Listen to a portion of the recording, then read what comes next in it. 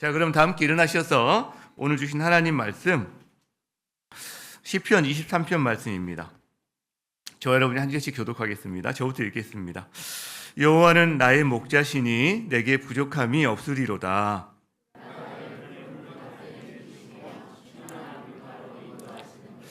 내 영혼을 소생시키시고 자기 이름을 위하여 의의 길로 인도하시는도다.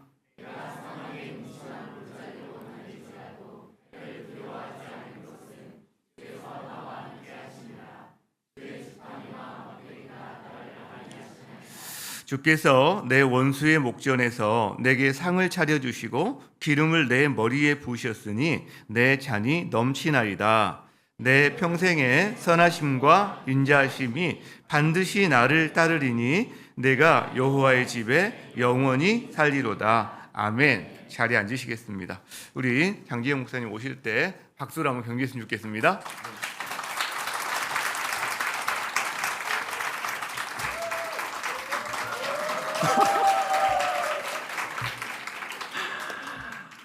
이렇게 건강하고 복된 교회에서 저희 교육자들이 자라나고 성장해서 이렇게 성도님들 앞에서 말씀을 전할 수 있다는 것이 굉장히 복이고 은혜인 것 같습니다.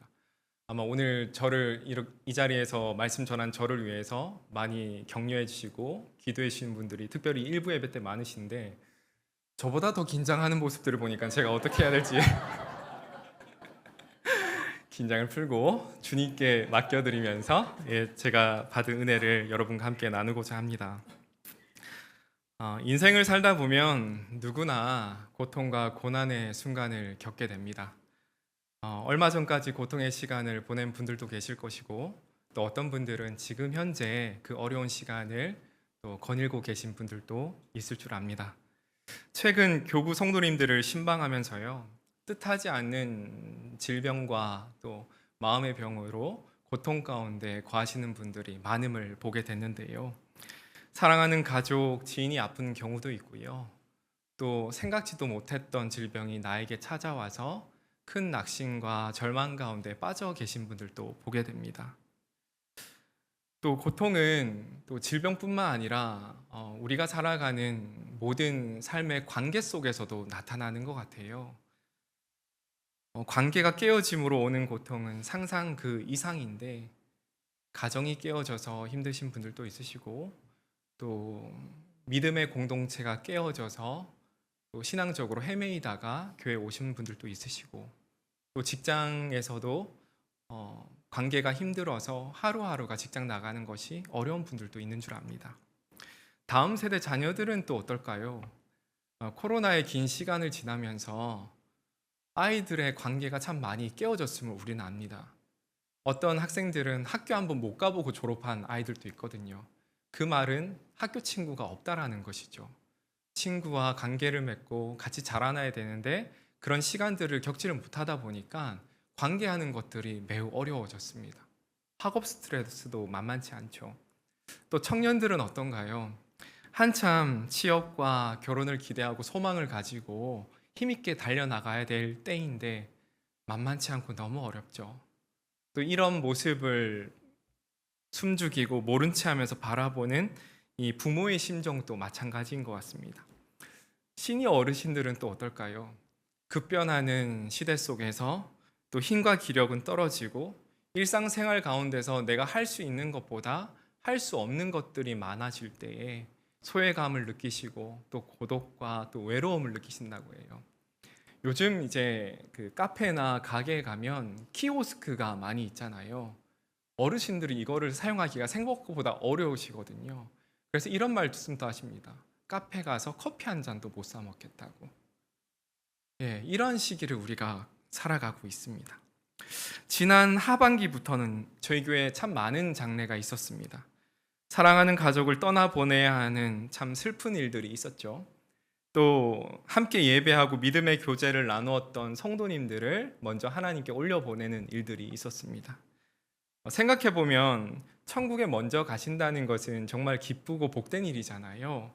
그런데 이 땅에서 그와 이제 다시는 교제할 수 없다는 그 생각을 하면은 서글퍼지는 것이 사실인 것 같아요. 죽음은 모든 사람이 이별의 슬픔과 고통을 경험하는 순간입니다. 제가 설교 시작하자마자 정말 어둡고 우울한 얘기를 해서 너무나도 죄송스러운데, 하지만 이 자리에 계신 분들을 한 사람 한 사람을 다 살펴보고 각자 스스로를 돌아보면 누구 하나 고통이 없는 시간들을 보낸 분들은 없을 거라는 것입니다. 저마다 가지고 있는 고통과 고난이 다 있는 것이죠. 여러분, 그래서 질문하게 되는 것 같아요. 왜 이러한 고통을 우리는 겪어야 할까요? 그 원인이 도대체 뭘까요? 창세기 3장에 보면 그 이유를 죄에 대한 결과라고 합니다. 세상의 고통과 고난은 피조물인 우리 인간이 창조주 하나님을 반역한 죄의 대가로 찾아오는 것이라는 것이죠. 태초의 인간에게는 사실상 이러한 고난을 겪지 않도록 하나님이 창조를 하셨어요.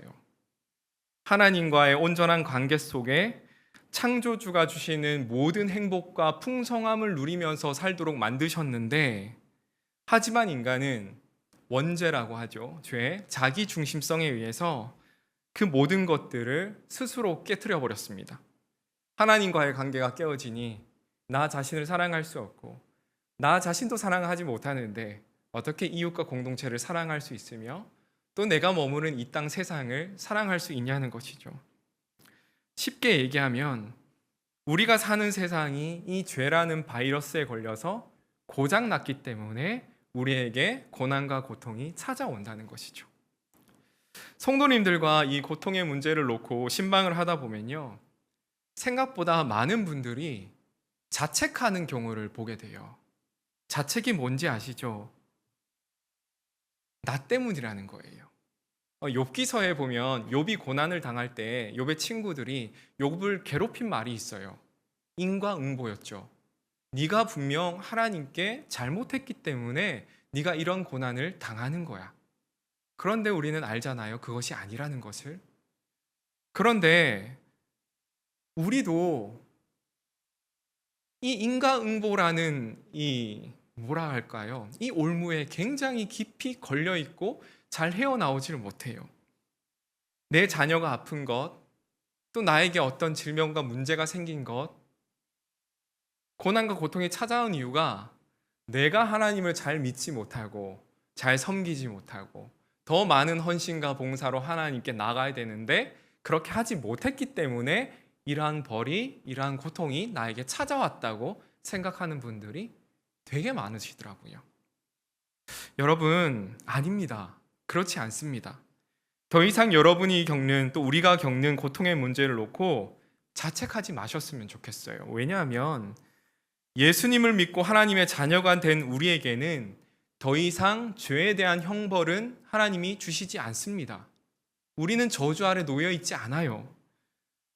우리가 받아야 할 죄의 형벌과 저주는 십자가에서 예수님이 다 받으셨고 다 해결하셨습니다. 우리의 잘못 때문에, 우리의 실수 때문에, 부족함과 연약함 때문에 고통이 온 것이 아니에요. 자, 그럼에도 불구하고 우리는 또 질문할 수 있을 것 같아요. 그러면 하나님, 십자가에서 주신 주님이 나 대신 죄의 형벌을 다 받으셨다면 예수 믿는 내가 왜 이 땅에서 여전히 고통 가운데 살아야 할까요? 이와 같은 힘든 시간을 보내야 될까요? 솔직히 이 부분에 대해서는 답변 드리기가 어려운 것 같아요. 잘 모르겠어요. 왜 그런지. 훗날 성도님들께서 이 고난의 시간을 지난 다음에 하나님이 주시는 은혜와 사랑과 감동으로 이 고난을 스스로 해결하면서 하나님을 찬양하고 하나님께 나아가실 수는 있어요. 하지만 제3자가, 다른 이가 이것을 보고 당신의 고난이 이러이러했기 때문에 왔어요 라고는 말할 수 없는 것 같아요. 그래서 사실 오늘 저는 고난이 왜 왔으며 그 이유가 무엇인지 여러분과 나누기보다는 고난이 찾아왔을 때 하나님의 자녀인 우리가 어떻게 대처하면 되는지를 시편 23편의 말씀을 통해서 여러분과 함께 나누고자 합니다. 오늘 함께 읽은 시편 23편의 말씀 싫어하시는 분들 있으신가요? 성도님들이 가장 사랑하는 말씀 중 하나일 것입니다. 교회를 다니지 않는 분들도 한 번쯤은 들어봤을 말씀이라고 해요.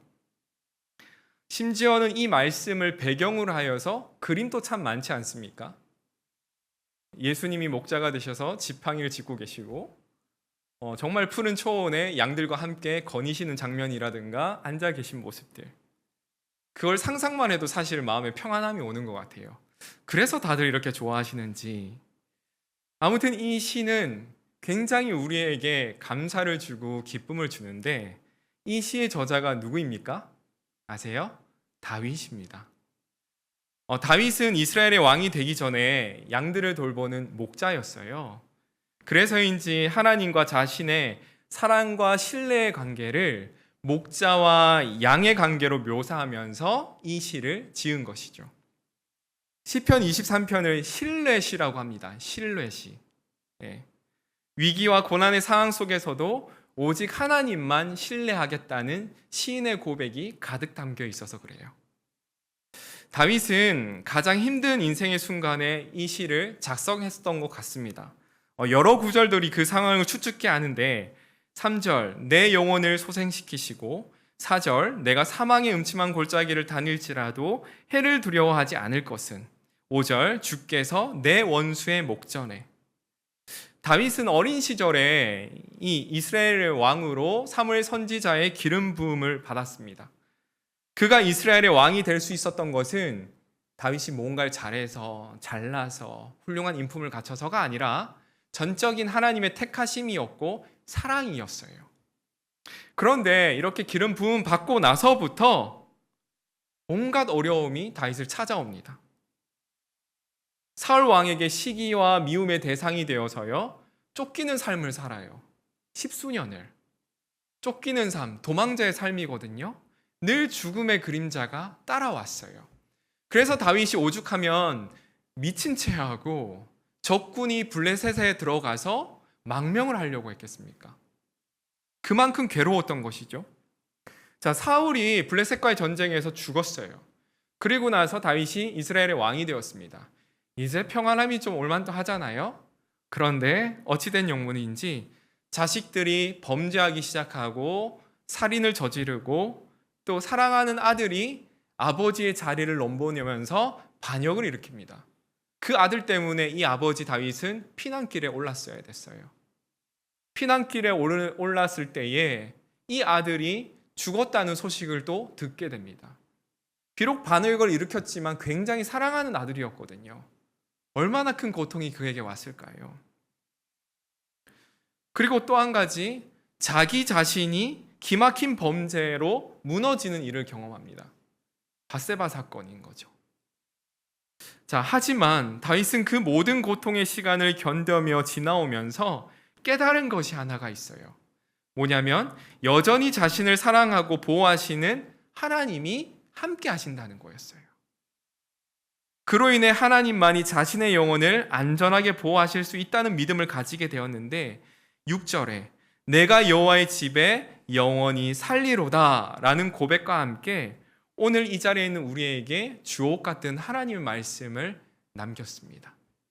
내 영혼은 하나님 품 안에서 안전합니다라고요. 자, 그러면 본격적으로 다윗이 신뢰하는 하나님이 어떤 분이신지를 말씀 한 구절씩 보면서 나누도록 할 텐데, 제가 오늘 설교 제목을 넣어서 대지를 한번 만들어 봤어요. 3대지로 한번 설교를 해볼 텐데요. 내 영혼이 안전한 이유, 첫 번째 따라해 볼까요? 하나님이 우리의 목자가 되신다. 시편 23편 1절 말씀 우리 함께 읽도록 하겠습니다. 시작. 여호와는 나의 목자시니 내게 부족함이 없으리로다. 여호와 하나님이 자신의 목자가 되신다고 다윗은 고백을 합니다. 목자, 흔히 양을 돌보는 직업이잖아요. 우리나라는 이 목축업이 주된 생계가 아니기 때문에 이런 목자라는 직업이 익숙치 않습니다. 그래서 제가 생각을 해보니까 제 머리로 기껏 생각해 봤더니 양떼 목장의 관리자 정도? 아니면 동물의 사육사? 성경에 나오는 이 목자를 본 적이 없기 때문이죠. 그런데 제가 이제 목자에 대해서 깊이 생각해보고 묵상해 볼 수 있는 계기가 되는 책이 한 권이 있었는데 지난번에도 한번 소개해드린 적이 있는데요. 필립 켈러라는 사람이 쓴 양과 목자라는 책입니다. 이 책의 저자는 토양학자이면서 실제로 수년간 목장을 운영하면서 양의 목자가 되어봤고 양을 길러본 사람입니다. 지금은 이제 목회자가 돼서 교회를 섬기고 있는데요. 실제 오랜 세월을 목자로 양을 길러보니 시편 23편의 다윗이 목자이신 하나님을 왜 이렇게 신뢰할 수밖에 없었는지를 알게 됐다고 그는 이야기를 하거든요. 그래서 저는 오늘 그의 말을 빌려서 목자라는 직업과 양에 대해서 여러분과 좀 이야기를 하려고 합니다. 당시 고대 근동 지역에는 상당 부분이 목축업이 생계 수단이었죠. 그래서 목자가 많았습니다. 목자는요, 양들의 주인인 동시에 보호자였습니다. 보호자. 양은요, 다른 동물과 다르게 제 몸을 제가 돌보지 못하는 동물로 유명하다고 해요. 목자의 주의와 세심한 보살핌이 없으면 살 수 없는 동물이 바로 양이라는 것이죠. 스스로 할 수 있는 것이 별로 없대요, 양은. 뛰쳐나가는 것밖에 없대요. 그렇게 목자의 성실함과 진실함에 따라 또 신실함에 따라서 양은 풍요와 만족을 누리며 건강하게 자랄 수 있다고 합니다. 예를 들어 볼게요. 2절에 보면요. 그가 나름 푸른 풀밭에 누이며 쉴만한 물가로 인도하시는 도다라는 말씀이 있죠. 이 말씀에 목자의 굉장한 수고와 헌신이 포함되어 있다는 고백이라는 거예요. 우리는 이 말씀만 보면 목자는 정말 양들을 이렇게 푸른 풀밭으로 쉴만한 물가로 인도하는 좋은 사람이구나 라고 생각하지만 그게 아니라 그만큼 목자가 양을 위해서 헌신하는 수고와 또 애씀이 엄청나다고 해요. 양은요, 무리지어 생활하기에 군중 심리가 강하고요, 겁도 많고 소심하고 고집도 굉장히 세다고 합니다. 또 주의력은 굉장히 떨어지는데 앞에 웅덩이가 있고 막다른 절벽이 있어도 그냥 가는 거죠. 살피지를 않아요. 또 그와 반대로 어찌나 예민한지 불편한 땅에는 눕지를 않는데요.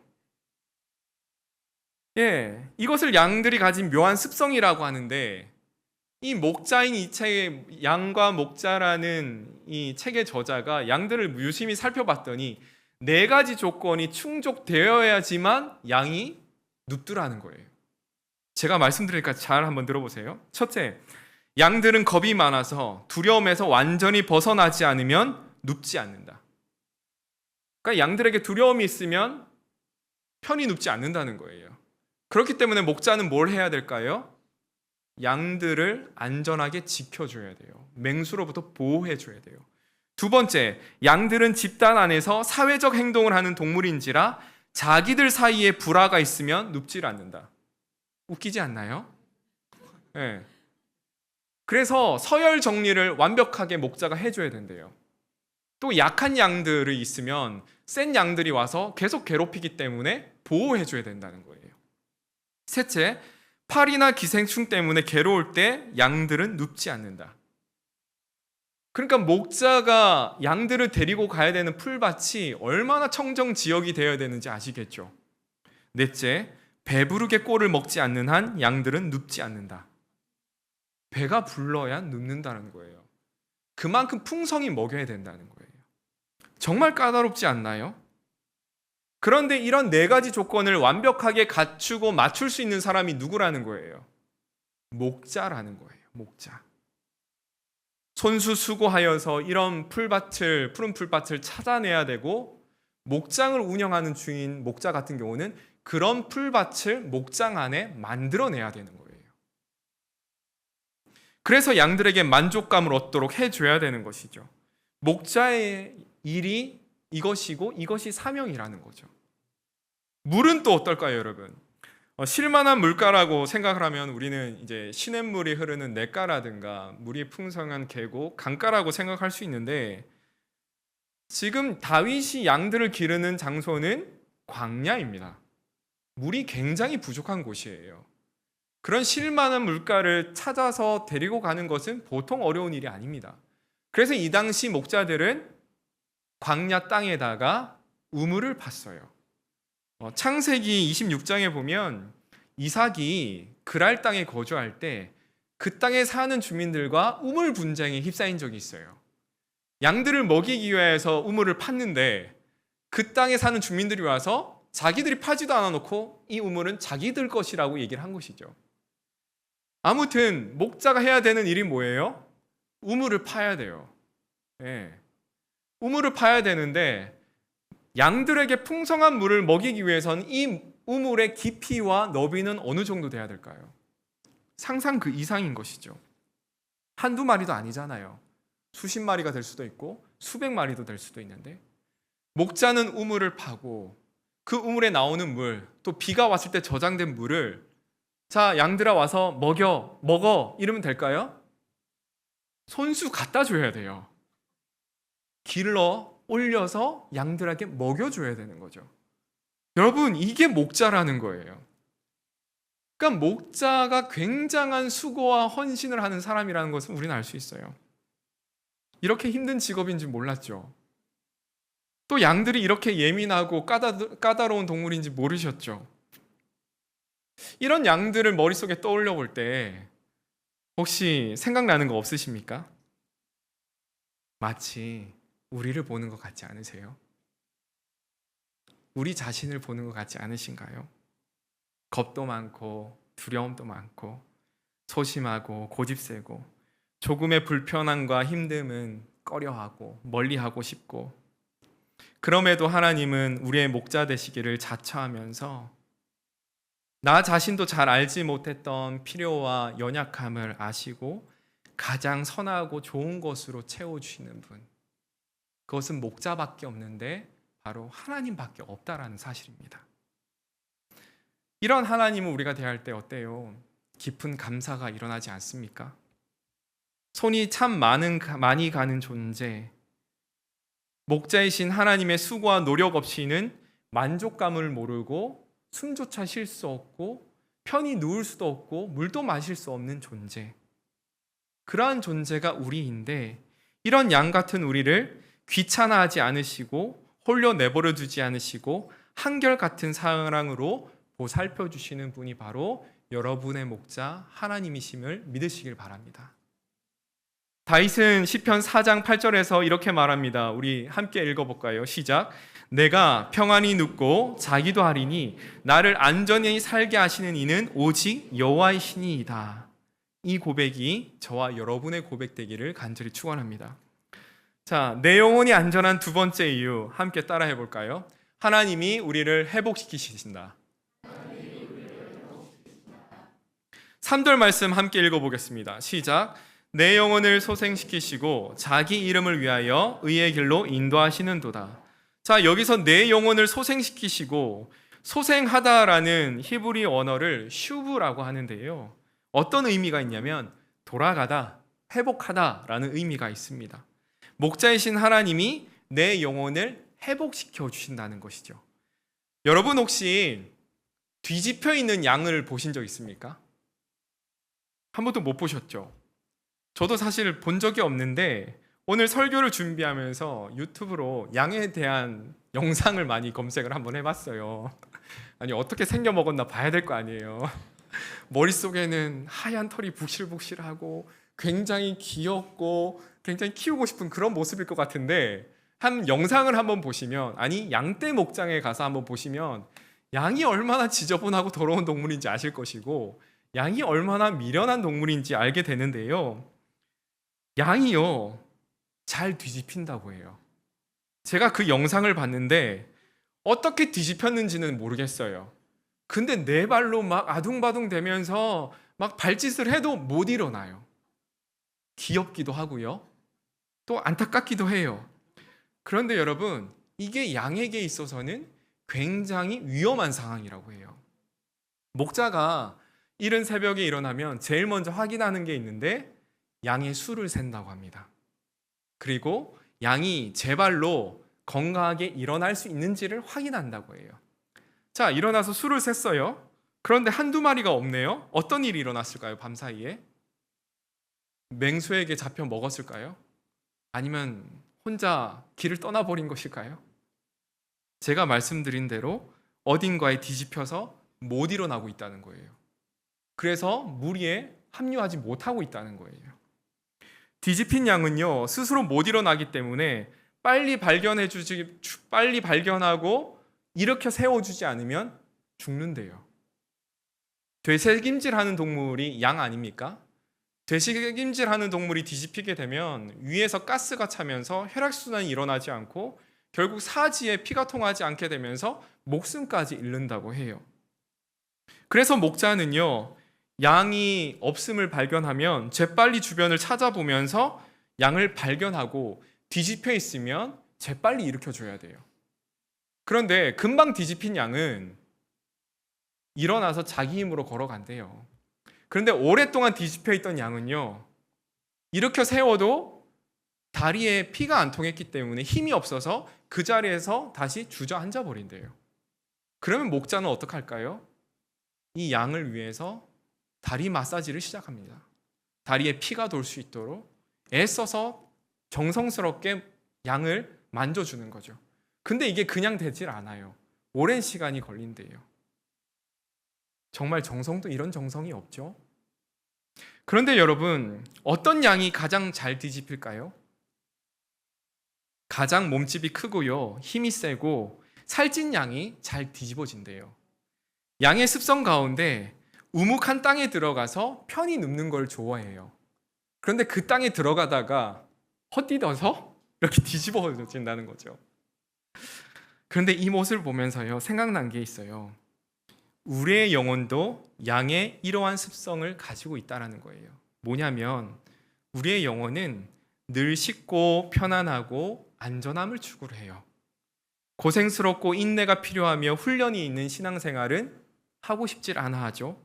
편안한 곳, 아늑한 구석, 안락한 위치만 찾아서 남의 관심과 간섭 없이 나만 조용히 하나님 믿으면 되지 하는 이러한 생각들을 하게 되는 경우가 많다라는 거죠. 여러분, 명심해야 될 것이 있어요. 이러할 때 영적인 유혹과 넘어짐이 반드시 찾아온다는 거예요. 대표적인 인물, 멀리 갈 것도 없고요, 이 시의 저자 다윗을 보면 알 수가 있어요. 충직한 부하 우리아의 아내 밧세바를 범한 사건이 바로 이러한 예입니다. 다윗은 이전에요, 전쟁에 있어서는 늘 앞장서서 싸웠고 부하들을 독려하고 챙기면서 정말 이 전장에서 생명을 바치한 전우애가 무엇인지, 또 우리 하나님이 어떻게 우리를 사용하셔서 우리에게 승리를 주시는지 늘 함께 나누고 누렸던 인물이 다윗이에요. 그런데 어느덧 이 다윗이요, 안전함을 찾기 시작합니다. 편안함을 찾아요. 부하들은 전쟁에 보내놓고 혼자 편안한 궁궐에서 쉬다가 죄의 유혹에 넘어서 쓰러져 버렸어요. 마치 뒤집힌 양처럼요. 죄가 죄를 낳는다고 아무도 모르게 덮고 감추려 하다가 결국 어떻게 해요? 살인까지 저질러요. 혼자 일어서지 못하는 영혼의 상태가 되어버렸어요. 그런데 하나님은 이러할 때에 마치 양의 목자와 같이 엄청난 죄악을 저지른 이 다윗, 양과 같이 부족하고 연약하고 어리석은 이 다윗을 가만 내버려 두지 않고 찾아와서 그를 일으켜 세우고 다시 하나님 앞에 온전히 살아가도록 하나님의 길을 예비하시고 나타내 주셨습니다. 굉장한 정성과 사랑을 끊임없이 다윗에게 쏟아주셨죠. 우리 이사야서 53장 6절 말씀 함께 읽어보겠습니다. 시작. 우리는 다 양 같아서 그릇 행하여 각기 제 길로 갔거늘 여호와께서는 우리 모두의 죄악을 그에게 담당시키셨도다. 이 말씀과 같이 우리도요, 이전에는 연약하고 어리석은 양과 같아서 내가 갈 길을 정하고 그 길이 옳다며 내 주장대로 살았습니다. 그 결과 어떻게 됐나요? 내 영혼은 죽어갔어요. 그러나 하나님은 우리를 일으키시고 다시 살리시려고 복음을 듣게 하시고 예수님이 이루신 의의 길을 보여주시면서 그 길로 인도하셨습니다. 그 길은 우리를 위해 예비하시고 가장 큰 만족감을 주시고 풍성한 길이고 복된 길이지만 결국 이 길은 우리가 3절에서 읽었듯이 자기 이름을 위하여 의의 길로 인도하시도다. 그 길을 걷는 우리로 하여금 하나님의 이름이 영광 받으시고 하나님이 기뻐하시도록 만들어 주셨다는 거죠. 이와 같은 하나님이 여러분의 목자이십니다. 마지막 세 번째, 내 영혼이 안전한 이유. 함께 읽어볼까요? 시작. 하나님이 우리와 함께 하신다. 4절 말씀입니다. 함께 읽습니다. 시작. 내가 사망의 음침한 골짜기로 다닐지라도 해를 두려워하지 않을 것은 주께서 나와 함께 하심이라. 주의 지팡이와 막대기가 나를 안위하시나이다. 아마도 시편 23편의 최절정의 고백이 아닐까 생각됩니다. 신뢰 시의 핵심은 뭐냐면 여호와 하나님의 임재를 찬양하는 거예요. 주께서 나와 함께 하심이라. 목자가 양에게 해줄 수 있는 최고의 평안이 뭔지 아세요, 여러분? 곁에 있어주는 거예요. 앞서 양들은요, 겁이 많아서 두려움에서 완전히 벗어나지 않으면 눕지 않는다고 했잖아요. 사나운 맹수들로부터 자신을 지켜주는 목자가 곁에 있다는 사실을 양들이 알면요, 양은 평안해하면서 풀을 뜯고 눕는데요. 때로 목자는요, 계절의 변화에 맞춰서 이 양들을 데리고 먼 길을 가기도 합니다. 양을 먹이고 쉬게 할 초원을 찾아 그곳을 함께 떠나는 곳이죠. 그런데 그러한 곳이 대부분 깊은 골짜기를 지나야지만 나타난다고 해요. 양들은 비록 그곳이 깊고 어둡고 어떠한 일들이 일어날지 모르는, 또는 어떠한 해가 닥칠지 모르는 그런 사망의 음침한 골짜기를 할지라도 목자가 앞서가고 함께 한다는 걸 알면 따라간대요. 평안함 속에 따라간대요. 사랑하는 여러분, 온갖 정성과 사랑으로 돌봐주시는 목자 되신 주님이 저와 여러분과 늘 함께 하시는 줄 믿습니다. 우리 대부분은 사망의 음침한 골짜기를 지나고 싶지 않아 해요. 두렵거든요. 불길하거든요. 평안을 찾는 우리의 성향과 반대되는 상황이 나타나면 이내 마음이 요동치고 어찌할 줄을 몰라 합니다. 만일 그곳에 혼자 있다고 한번 생각해 보십시오. 정말 끔찍하지 않습니까? 제가 오늘 시편 말씀을 묵상하면서요, 오늘 말씀에 만약 여호와가 우리의 목자가 아니라면 오늘 1절부터 6절의 말씀을 어떻게 표현할 수 있을까 제가 거꾸로 한번 생각해보고 적어봤어요. 한번 들어보세요. 여호와가 나의 목자가 아니라면 나의 인생은 부족함이 많습니다. 메마른 광야 사막과 같은 곳에서 나는 울부짖습니다. 그 어떤 곳으로도 일어설 힘을 얻지 못합니다. 사망의 음침한 골짜기 속에 두려워하며 내 몸을 막히고 보호해 줄 것 하나 없습니다. 나의 원수는 내 앞에서 잔치상을 벌리고 나를 조롱하며 멸시합니다. 내 평생 어두움과 불의가 나를 따라다니며 영원한 죽음의 공포 속에 나는 살아갑니다. 어때요, 여러분? 상상만 해도 끔찍하지 않습니까? 그런데 반대로 여호와가 나의 목자심으로 인해 나와 함께 한다면요, 내가 사망의 음침한 골짜기를 지난다 할지라도 걱정할 것이 없습니다. 왜냐하면 주님이 나를 든든하게 지켜주시기 때문입니다. 주님과 함께하는 골짜기라면 여러분, 반드시 그 길 끝에는 뭐가 있을까요? 골짜기 끝에 있는 초원과 쉴만한 물가가 있다는 것, 바로 하나님이 주시고자 하는 참된 평안과 축복이 있다는 것도 기대하셔야 된다는 거죠. 어려움이 닥칠 때, 고난이 몰려올 때 피하려고만 하지 마시기 바랍니다. 함께 하시는 주님과 정면으로 마주하시고요, 직면해 보십시오. 그리고 여러분 반드시 명심해야 할 것은 시선을 어려움과 고난에 맞추지 마시고요, 나의 목자 되시는 주님께 고정하시길 바라요. 그럼 나의 문제와 어려움이 보이지 않고 그것을 다 막아주시고 다 해결해 주시는 주님만 보이게 될 줄 믿습니다. 주의 지팡이와 막대기가 나를 안위하시나이다. 문제와 상황에 매몰되어 있던 내 마음이 나를 지키시는 주님으로 인해 곧 평안하고 내 영혼이 안전하다 고백할 줄 믿습니다. 말씀을 정리하도록 하겠습니다. 시편 23편을 묵상하며 목자와 양의 모습을 나누었는데요.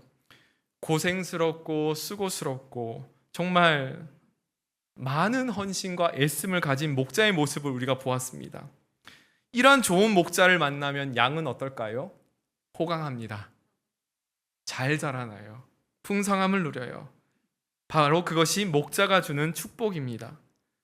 양이 목자의 음성을 잘 듣고 따르기만 하면 언제든지 이러한 풍성함과 행복을 누릴 수 있는 것이죠. 그래서 어찌 보면요, 목자가 양의 주인이기 때문에 양이 목자에게 충성해야 하는 것 같지만, 오늘 제가 드린 말씀들을 쭉 생각해 보면 누가 누구에게 충성하는 것 같아요? 목자가 양에게 충성하며 살아갑니다. 자신의 소유물로 삼은 양을 위해 변함없는 사랑과 성실, 헌신, 그리고 희생하는 목자가 얼마나 대단한지를 우리는 볼 수 있어요. 6절 말씀 우리 함께 읽어보겠습니다. 시작. 내 평생의 선하심과 인자하심이 반드시 나를 따르리니 내가 여호와의 집에 영원히 살리로다. 선하심과 인자하심, 헤세드입니다. 헤세드 많이 들어보셨죠? 다윗은 시를 마무리하면서 자신을 신뢰하는 하나님의 헤세드를 노래하는데, 헤세드는 뭐냐면 우리 인류를 향한, 하나님의 자녀를 향한 하나님의 변함없으신 엄청난 희생과 수고가 따르는 풍성한 하나님의 사랑을 의미합니다. 이러한 사랑으로 우리를 늘 사랑받는 존재로 기르시며 빚어가시는 분이 목자이고 하나님이신 것이죠. 목자에 대해 깊이 묵상하다 보니까요, 목자와 꼭 닮은 역할을 하는 사람들이 있다는 것을 제가 발견했어요. 부모입니다. 자녀를 낳아 길러보면 우리 부모가 자녀에게 얼마나 최선을 다하는지, 얼마나 애쓰고 수고함으로 자녀를 대하는지 우리는 알아가요. 또 그 모습을 생각해 보면서 하나님이 나를 이와 같이 사랑하시는가를 깨닫게 됩니다. 지난 목요일에요, 광복절이었잖아요. 휴일을 맞아서 아이들을 데리고 강릉 바닷가에 제가 놀러 갔습니다. 방학이 이제 끝나기 때문에 막바지 방학을 맞이해서 물놀이를 시켜주고 싶었어요. 아이들이 이제 어느 정도 커서 그런지 스노클링, 또 수경을 끼고 물속을 보는 것도 좋아하기도 하고 수영하는 것도 제법 이제는 무서워하지 않고 잘합니다. 그래서 데려갔어요. 바다에 실컷 놀게 해주려고 했죠. 바다에 가서 진짜 정신없이 저도 아이들과 함께 노는데 바다가 얼마나 깨끗했든지 깊은 곳이 아니었는데 작은 물고기들이 진짜 수떼가 이렇게 지나가기도 하고요. 그러니까 다들 이게 조금만 잠자리 잡는 채 같은 거 가지고 와서 이거 잡느라고 애쓰는데 그게 쉽게 잡힐까요? 안 잡히잖아요. 정말 재미있었어요. 근데 바위에 이 바다개라고 하거든요. 돌개라고 해요. 작은 개가 바위에 삽니다. 틈 속에. 이 개가 제 눈에 보였어요. 그래서 제가 어릴 때 바다에서 자랐기 때문에 이걸 잡아서 제 둘째 딸에게 주었죠. 이 바가지 같은 곳에 여러 마리 잡아서. 얘가 너무 재미있어 하는 거예요. 좋아하는 거예요. 그래서 얘가 좋아하니까 더 해주고 싶은 거예요. 그래서 수십 마리를 저 혼자 잡아냈습니다. 그러니까 주변에 있는 아빠들과 엄마들이 굉장히 부러워해요. 자기들 눈에는 개가 보이지 않는데 도대체 어디서 나는 거냐고. 그래서 잡아주니까 재밌어 하잖아요. 그래서 친구들하고 동생들하고 개를 보면서 장난치기도 하고 또 겁도 없이 손대려고 했다가 물리기도 하고 그런 추억들이 있었는데, 지나고 나면 저의 재미와 저의 열심으로 잡았던 것 같아요. 자, 그러고 나서 물놀이 끝나고 이제 집에 가려고 이제 씻고 샤워를 하는데 이제 손을 씻는데 수돗물이 손에 닿으니까 제 손이 따끔한 거예요. 그래서 자세히 봤더니 이 바위 틈에 낀 개와 사투를 버리느라고 제 손이 마디마디 끝마다 이제 핥혀지고 이제 상처가 이렇게 쭉 생긴 거죠. 근데 이게 심한 상처가 아니니까 며칠이면 낫겠지 하고 집에 돌아왔습니다. 집에 돌아와서 생각하는데 문득 이 손을 또 보니까 손자 생각했어요. 사랑의 상처네. 내 딸이 좋은 것 보고 또 즐거워하고 행복하게 해주고 싶은 이 아비의 사랑의 상처네 이랬어요. 그런데 그러고 나서요, 머릿속에 떠오르는 장면이 있었습니다. 예전에 담임 목사님께서 예수님의 부활하신 몸에 대해서 설교해 주신 적이 있는데 주님이 가지고 계신 사랑의 흔적이 떠올랐어요. 부활하신 예수님께서 제자들에게 나타나셨습니다. 제자들은 깜짝 놀랐죠. 왜냐하면 솔직히 말하면 예수님인지 몰랐어요. 또 그들은 문을 잠그고 숨어 있었는데 그 상황 가운데 나타나셨기 때문에 놀랄 수밖에 없었죠. 그리고 이전에 알던 예수님과 변화된 예수님은 다르셨어요. 그런데 예수님이 보여주시는 게 있었죠. 내가 예수라고. 뭡니까? 손에 난 못자국과 옆구리에 난 창자국이었어요. 이것을 담임 목사님이 뭐라 하셨냐면 사랑의 흔적이라고 했어요. 자녀를 위해서, 잃어버린 영혼을 위해서, 살리기 위해서, 생명을 주기를 위해서 사랑의 흔적을, 사랑의 고통을 마다하지 않고 진정한 충성과 헌신, 햇셋으로 우리를 살려내신 하나님, 그 사랑의 표현 예수 그리스도. 예수님은 십자가에 죽으시기 전에 제자들에게 이와 같은 말씀을 하십니다. 요한복음 10장 11절 말씀이에요. 함께 읽어볼까요? 시작. 나는 선한 목자라. 선한 목자는 양들을 위하여 목숨을 버리거니와. 14, 15절입니다. 시작. 나는 선한 목자라. 나는 양을 알고 양도 나를 아는 것이 아버지께서 나를 아시고 내가 아버지를 아는 것 같으니 나는 양을 위하여 목숨을 버리노라. 마지막 17절 시작. 내가 목숨을 버리는 것은 그것을 내가 다시 얻기 위함이니. 예수님이 목숨을 버리시는 선한 목자이신 이유가 뭐예요? 17절에 다시 얻기 위함이니. 뭘 얻으시려고 하시는 거예요? 저와 여러분을 얻으시려는 거예요. 죽음과 사망으로부터 건져내시고 생명 가운데 우리를 얻으셔서 영원한 그 생명 가운데 함께 누리고 거하시기 위해서 우리를 살리시는 선한 목자, 목숨 또 마다하지 않는 목자가 바로 주님이신 줄 믿습니다. 그 주님 때문에 오늘 또 우리는 이 자리에서 예배합니다. 비록 우리 삶에 고난과 고통이 찾아올지라도 왜 이런 일이 일어나야 되느냐 질문하고 하나님 앞에 떼쓰기보다는 이제는 그러한 고난과 환경 속에 있을지라도 나와 함께 하시는 주님께 시선을 고정하면서 모든 것을 해주시는 참 목자 되시는 하나님이 나와 함께 계셔. 이 믿음으로 살아가시는 저와 여러분 되시기를 간절히 축원합니다. 그런데요, 이것을 마음으로만 머릿속으로만 가지고 계시면 안 돼요. 시편 23편은 시이자 찬양이자 기도입니다. 다윗의 기도로서 우리에게 준 거예요. 그 말은 뭐예요? 하나님 앞에 깊이 나아가면서 기도로 하나님께 신뢰함을 찬양하고 노래하라는 거예요. 기도는 내가 하나님께 속해 있음을 아는 자리입니다. 기도는 하나님이 하신다는 믿음과 확신 속에 거하게 하는 놀라운 은혜의 자리입니다. 그 자리에서 여러분 다른 것 구하지 마시고 하나님을 신뢰하고 하나님만이 나의 진정한 목자 되심을 찬양하시는 저와 여러분 되시기를 간절히 축원합니다. 우리 함께 곡조에 있는 기도, 찬양으로 하나님께 나가도록 하겠습니다. 내 영혼 안전합니다. 아버지 품 안에 있는 내 영혼은 안전합니다. 우리 함께 찬양하면서 기도하겠습니다. 내 아버지 그 품 안에서 내 아버지 그 품 안에서 내 영혼은 안전합니다. 내 영혼은 안전합니다. 주 손길로 내 삶을 안으시니 주 손길로 내 삶을 안으시니 그 평강이 나를 덮습니다. 그 평강이 나를 덮습니다. 다시 한 번 더 고백할까요? 내 아버지 그 품 안에서 내 아버지 그 품 안에서 내 영혼은 안전합니다. 주 손길로 내 삶을 안으시 평강이 나를 덮습니다. 나 비록 넘어지며 나 비록 넘어지며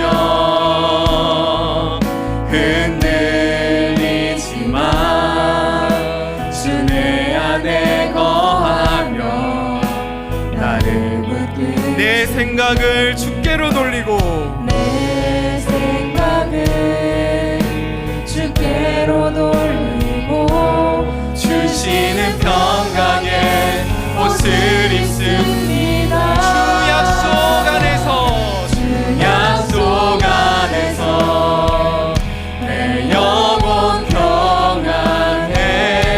내 뜻보다 크신 주님의 계획 나 신뢰해. 두려움 다 내려놓고 주님만 의지해. 주 안에서 내 영혼 안전한 주 약속 안에서 주 약속 안에서 내 영혼 평안해. 내 뜻보다 크신 주님의 계획 나 신뢰해. 두려움 다 내려놓고 주님만 의지해. 주 안에서 내 영혼 안전합니다. 오늘 이 시간 우리 함께 기도할 텐데요. 하나님이 우리의 진정한 목자이심을 믿습니다. 그 하나님이 내 영혼을 평안케 하시며 나를 안전하게 지키시며 하나님이 가장 기뻐하시는 사랑받는 자녀의 모습으로 기르시고 보살피시며 자라나게 하실 줄 믿습니다. 하나님은 언제나 우리를 향하여서 그 충성스러운 사랑을 보여주시는 분이십니다. 그리고 말씀하십니다. 아들아, 딸아, 내가 너를 사랑한다. 걱정하지 마라. 내 안에서 너는 안전하다. 그 주님의 음성을 듣는 이 시간 되기를 소망합니다. 우리 다 같이 주여 한번 외치고 간절히 기도하겠습니다. 주여!